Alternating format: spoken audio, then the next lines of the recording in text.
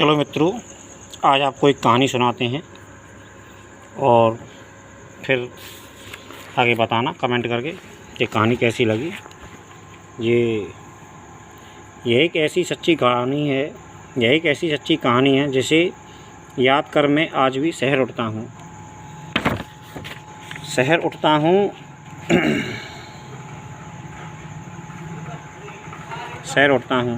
25 साल पहले की बात है। उन दिनों में तब मुंबई को बम्बई ही कहा जाता था। आईआईटी से मैकेनिकल इंजीनियरिंग की पढ़ाई कर रहा था। मैं शुरू से ही विज्ञान का छात्र होने के नाते चमत्कार और तंत्र मंत्र जैसी शक्तियों पर कभी यकीन नहीं करता था। मेरे घर का माहौल मिला जुला था। पिताजी नास्तिक थे, माँ आस्तिक थी और हम अपने पिता का सम्मानपूर्ण प्रभाव था। यह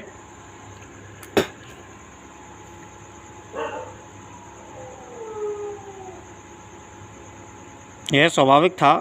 पिता सज्जन थे, असाधारण जानकार थे।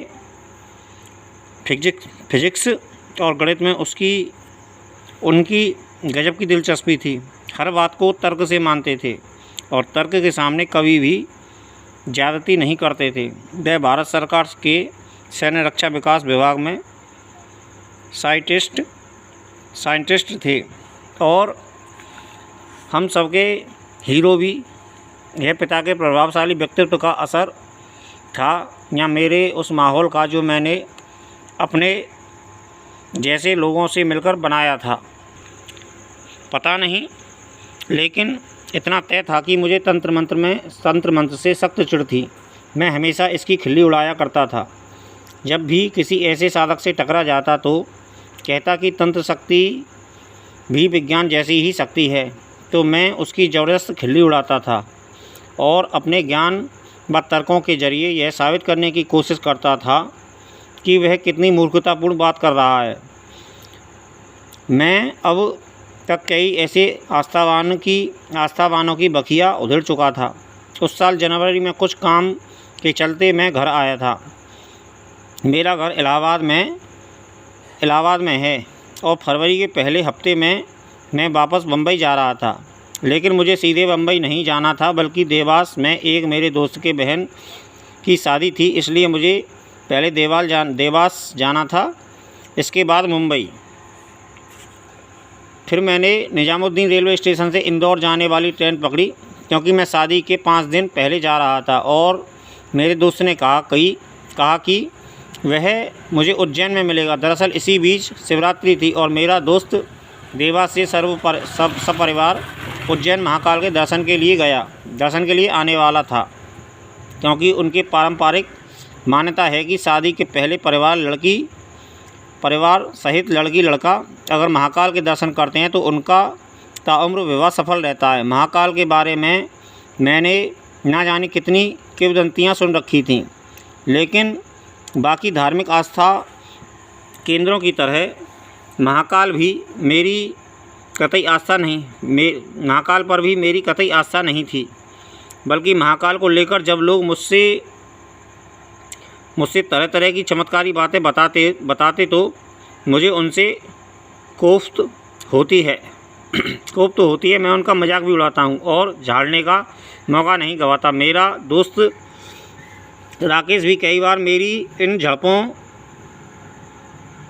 का शिकार हो चुका था और उसे यह भली भांति मालूम था कि मुझे धार्मिक क्रियाकलापों में कतई रुचि नहीं है। लेकिन मैं उसका अच्छा दोस्त था, उसकी कभी कोई बात नहीं टालता था।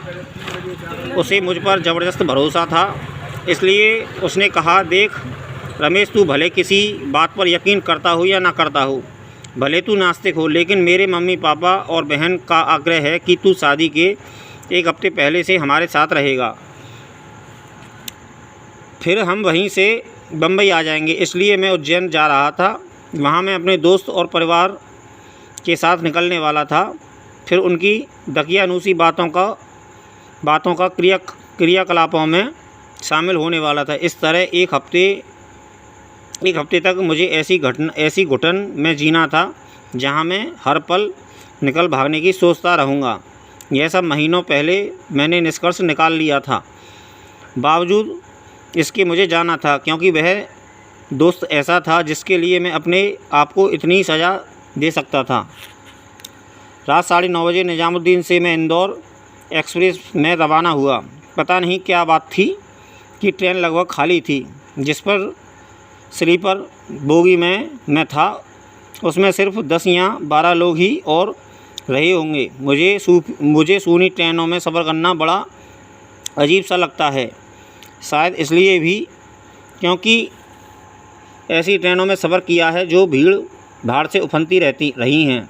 गनीमत यह थी कि मेरी सीट के ठीक सामने वाली सीट पर एक सज्जन मौजूद थे, लेकिन लगता है कि मेरी किस्मत कुछ ज़्यादा ही ख़राब थी। जहां मुझे इस बात की गनीमत थी कि सूनी ट्रेन में मेरा साथ देने के लिए सामने की सीट पर कोई मौजूद है, वहीं मेरा सिरदर्द या कहें परेशानी यह थी कि वह सज्जन भी उसी क्षेत्र से रिश्ता रखते थे जिससे मुझे चिढ़ थी या नफ़रत कहिए। आपने बिल्कुल सही समझा, यह सज्जन भी धार्मिक व्यक्ति थे, बल्कि अंध धार्मिक तंत्रवादी भी। हालांकि अभी तक मैं सिर्फ अनुमान से ही कह रहा था, पर बाद में पता चला कि मेरा अनुमान सही ही नहीं बल्कि कुछ ज़्यादा ही सही था। मेरी सीट के ठीक सामने वाली सीट पर लगभग 6 फीट के लंबे, तकरीबन 56 साल की उम्र के जो सज्जन विराजमान थे, उनकी आंखें बेहद प्रभावशाली थीं। बाल महिलाओं की तरह 1.5 से 2 फीट लंबे थे। दाढ़ी भी किसी निगाह की माफिक लहराती थी। व्यक्तित्व प्रभावशाली होने के साथ साथ उनका पहनावा भी मुझे तो नहीं पर तमाम लोगों को आकर्षित कर सकता था, क्योंकि उन्होंने सिर से लेकर पैर तक भगवा चोला पहन रखा था। कुछ रजनीश की शैली वाला, जिसमें महज हाथ निकलने के लिए 2 बाहें होती हैं और गले से ऊपर मुंह खुला होता है। बाकी चोले में कुछ भी नज़र नहीं आ रहा था। काफ़ी शांत स्वभाव के लग रहे थे, लेकिन ऐसा नहीं लग रहा था कि वह दकियानूसी या पुराने ख्यालों के हैं। खैर, अगर सुविधा होती और बातचीत करने के लिए मुझे कुछ दूसरे लोगों का विकल्प होता तो मैं इस सज्जन के बारे में अपनी तरफ से ही यह निर्णय ले लेता कि मुझे उनसे बात करनी, और यह भी मान लेता कि वह गए गुजरे दकियानूसी कोई ढोंगी तांत्रिक होंगे। लेकिन आज इस सब की छूट नहीं थी। वजह यह थी कि मैं काफ़ी अकेलापन महसूस कर रहा था और हम दोनों के सिवा उन 8 सीटों के दायरे में कोई नहीं था। रात के 11 बज चुके थे। जिस तरह की सर्दी थी, उससे लग रहा था कि आगे भी सवारियां ज़्यादा नहीं आने वाली। मुझे देर रात तक पढ़ने की आदत है या फिर बात करने की। अगर मैं किसी से बात नहीं भी करूं और कुछ पढ़ूं ना भी, तो मुझे रात में जल्दी नींद नहीं आती। लगभग 1 घंटे हम दोनों अपनी दुनिया में खोए रहे। हालांकि उस सज्जन ने मुझसे 1-2 बार पूछा, कहाँ से आए हो, कहाँ जाना है, मगर मैंने इन औपचारिक बातों का इतना अनिच्छुक औपचारिक जवाब दिया कि चाहकर भी मेरे सामने मौजूद सज्जन बातों का सिलसिला जारी नहीं रख सके। उन दिनों आज की तरह मोबाइल फ़ोन नहीं थे और ना ही कोई दूसरे साधन कि मैं कान में लगाकर गाना सुनता रहता। पढ़ने में भी आज मेरा मन नहीं लग रहा था। अब एक ही चारा बचा था कि मैं अपने पड़ोसी से बात करूं, क्योंकि वह भी जल्दी सोने वाले नहीं लग रहे थे। उनके हाव भाव से लग रहा था वह भी रात में देर तक जगने वाले कुल के हैं। लेकिन वह ना तो कुछ पढ़ रहे थे और ना ही इधर उधर ही देख रहे थे। वह चुपचाप अपनी सीट पर अधलेटे से कुछ बुदबुदा रहे थे, जिसकी आवाज़ बाहर बिल्कुल नहीं आ रही थी। सिर्फ होठ हिलने भर का पता चल रहा था। मैंने पहल करते हुए उनसे पूछा कि वह कौन हैं और कहाँ जा रहे हैं। उन्होंने पहले तो मेरे सवाल को अनसुना करने की कोशिश की, लेकिन मैंने दोबारा आग्रह करते हुए ज़ोर से पूछा तो उन्होंने कहा, मैं गुवाहाटी से आया हूँ और आपकी ही तरह उज्जैन जा रहा हूँ। कोई विशेष मकसद? किसी से मिलने पर? घर परिवार है, रिश्तेदारी या फिर कोई और बात? मेरे सवाल को सहजता से एक मृदु मुस्कान में लपेटे हुए उन सज्जन ने कहा, नहीं, मैं अपने घर परिवार या रिश्तेदार से मिलने नहीं जा रहा, क्योंकि मेरा कोई